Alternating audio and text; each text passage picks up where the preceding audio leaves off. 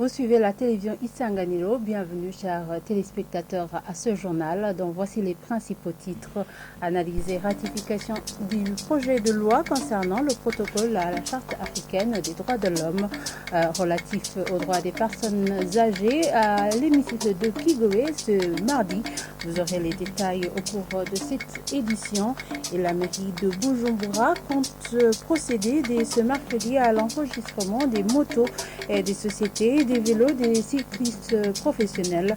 Ceci dans le but de leur donner une autorisation spéciale de circulation dans certaines zones. Tout de suite, les détails.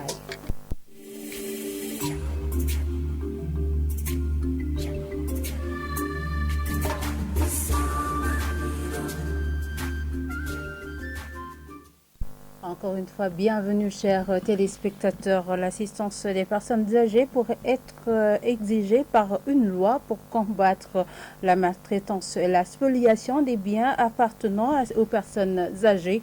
Réponse du ministre en charge de la solidarité aux préoccupations des députés sur le non-respect des droits de ces personnes. C'était lors de l'analyse du projet de loi portant ratification du protocole à la Charte africaine des droits de l'homme relatif aux droits des personnes âgées.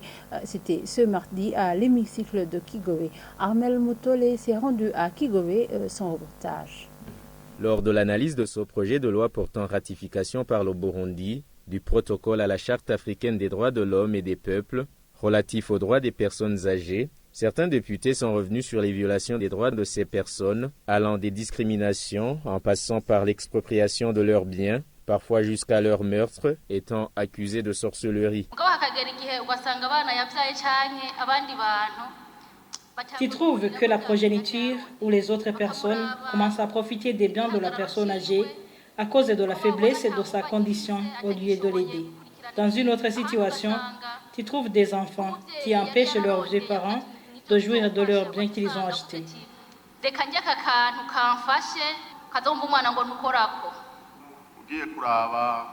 Devant les tribunaux, les personnes âgées sont dans des difficultés de se défendre parce qu'ils ont un problème d'oubli et ils sont ainsi désavantagés. Ce député propose que la protection de ces personnes âgées soit régie par une loi pour contraindre la société à agir et, s'il le faut, à sanctionner les coupables. Le ministre en charge de la solidarité nationale a répondu qu'un projet de loi dans ce sens est en cours d'élaboration pour être soumis au Conseil des ministres et a sollicité le soutien des représentants du peuple. Il nous a été demandé d'élaborer une loi exigeant les moins jeunes à s'occuper des personnes âgées.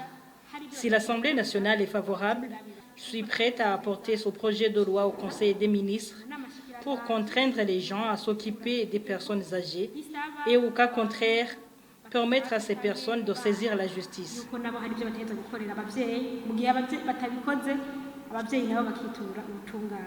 Le retour et le renforcement des mœurs ancestrales d'entraide doit être mis en avant pour conscientiser la société à prendre soin des personnes âgées, selon toujours le ministre de la Solidarité nationale.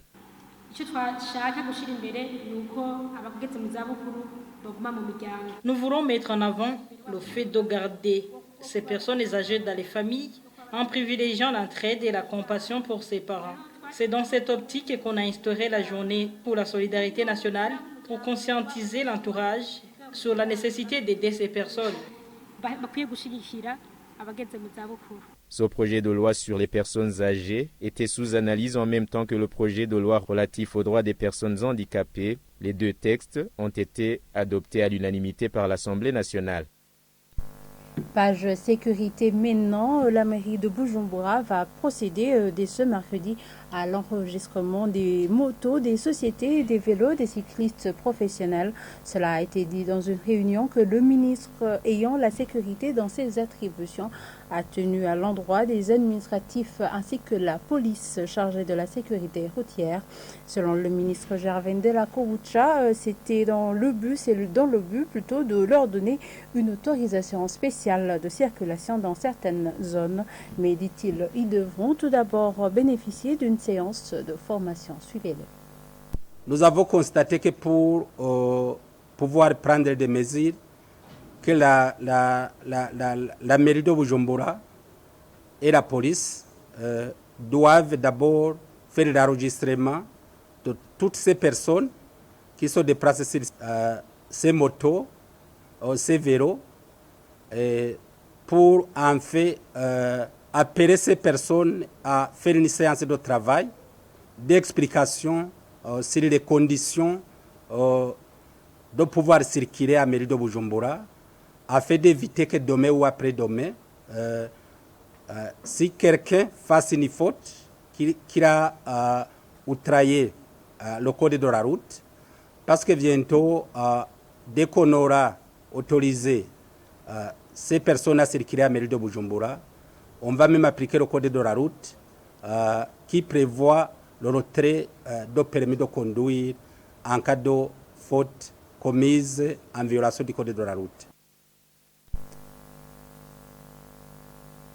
Page éducation maintenant, la note minimale pourrait être admise dans la faculté de médecine pour les lauréats des écoles d'excellence est de 73,11% et 75,82% pour ceux des autres écoles, indique le ministre de l'Éducation nationale lors de la présentation des réalisations. Dr François Vyalimana a indiqué que sur les 100 lauréats admis à l'Université du Burundi, 40 viennent des écoles d'excellence. Suivez-le. Pour la faculté de médecine, les 100 premiers seront orientés à l'Université du Burundi et les 200 suivants seront partagés par l'Université d'Ongozi et l'Université Espoir d'Afrique. La note minimale retenue pour être admis à la faculté de médecine est de 64,22. Cependant, pour la faculté de médecine de l'Université du Burundi, la note minimale est de 73,11% pour les lauréats des écoles d'excellence, tandis qu'elle est de 75,89% pour les lauréats des autres écoles. Ainsi, sur 100 étudiants qui seront orientés à la faculté de médecine de l'Université du Burundi, les lauréats des écoles d'excellence sont au nombre de 40, c'est-à-dire 40%. La note minimale retenue pour ces derniers est légèrement plus petite par rapport à celle des autres pour favoriser l'équité entre les différentes régions de notre pays, c'est-à-dire le centre, le sud, l'est, le nord et l'ouest. L'autre point relevé aussi lors de cette conférence de presse est que le ministère de l'Éducation envisage supprimer les frais de présentation de rapports de stage dans les universités privées à partir de l'année prochaine. Le ministre de l'Éducation argumente que le stage fait partie de l'unité d'enseignement comme d'autres cours. Suivez-le encore une fois. La suppression de la présentation du rapport de stage a été effective, ça fait des années, dans les universités publiques. Nous avons expliqué pourquoi la présentation des rapports de stage n'est pas nécessaire à la fin du baccalauréat. Parce que ces rapports de stage, ce ne sont pas des documents qui vont être consultés à des fins de recherche, ce ne sont pas des mémoires. On ne comprend pas pourquoi l'université n'a pas fixé des frais pour suivre le cours de français ou le cours d'économie, mais fixe seulement les frais pour le stage. Il faut donc que les universités intègrent les frais de stage dans le Minerval. Nous allons donc prochainement organiser une réunion aussi à l'endroit des responsables des institutions d'enseignement supérieur pour échanger sur cette question, pour, je dirais, alléger plus ou moins la souffrance des étudiants et des parents que nous sommes, que ces responsables aussi sont. Et ensuite, on pourra alors par après prendre une mesure au niveau du ministère. On envisage que l'année prochaine, la présentation du rapport de stage sera déjà supprimée, que les frais de stage auront aussi été supprimés pour toutes les universités. L'ex-président de la Commission nationale de terres et autres biens, CNTB, réclame des indemnités de fin de mandat pour les ex-employés de la dite commission. Lors des cérémonies de remise et reprise entre la CNTB et le ministère de la Justice des dossiers, ce lundi, Félicien Burundi a aussi demandé qu'il y ait une loi qui met fin à la dite commission plutôt, tout comme cette commission a été mise sur pied par une loi. Suivez-le. Selon la loi qui avait été étudiée entre le 3 juillet 2019,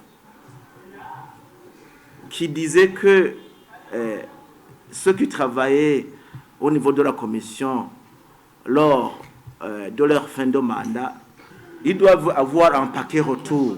Alors, ni ce décret d'application jusqu'à aujourd'hui n'est pas observable, ni ce paquet retour n'a pas été donné. On demande à la présidence de disponibiliser ce paquet retour et de mettre à la surface cette loi qui parlait de notre paquet retour. La langue maternelle au Burundi perd ses atouts car les locuteurs de ces dernières la mélangent avec d'autres langues. Analyse des chercheurs et professeurs de l'Université du Burundi lors de la célébration de la Journée internationale de la langue maternelle. Rédiger les mémoires ou les rapports de fin des études universitaires en Kirundi serait une des solutions proposées pour promouvoir la langue maternelle. Lydie Kehimbari. La langue maternelle au Burundi est intimement liée à la culture et aux mœurs du pays. Lors de la célébration de la Journée internationale de la langue maternelle, les chercheurs et professeurs de l'Université du Burundi, dans leur exposé, ont montré les difficultés de parler des mots mélangés du français et du kirundi pour s'exprimer en kirundi.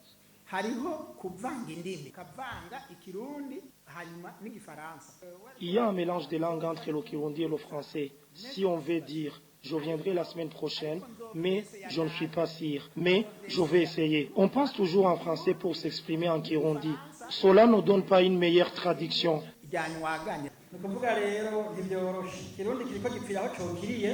La langue maternelle est dénaturée également dans la composition des chansons.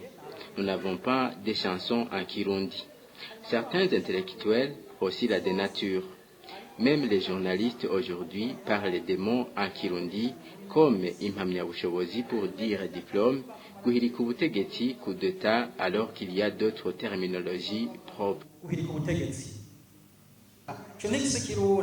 Ces chercheurs ont proposé des mots parlés en kirundi et conseillent aux gens de penser toujours en kirundi lorsqu'ils veulent s'exprimer en kirundi et utiliser des mots appropriés.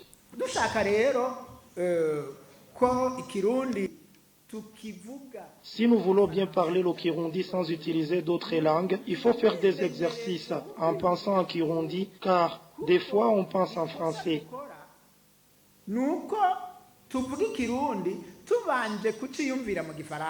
Le ministre de l'Éducation, quant à lui, demande aux étudiants de rédiger leur mémoire ou leur rapport de stage en kirundi afin de contribuer au développement du pays. Certains participants ont exprimé leur souhait de célébrer la Journée internationale de la langue maternelle au niveau national, comme on célèbre la Journée internationale des droits de la femme, qu'on célèbre le 8 mars de chaque année. Et voilà, c'est ici que s'achève ce journal. Merci de nous avoir suivis et très bonne suite de programme sur la télévision Isanganiro.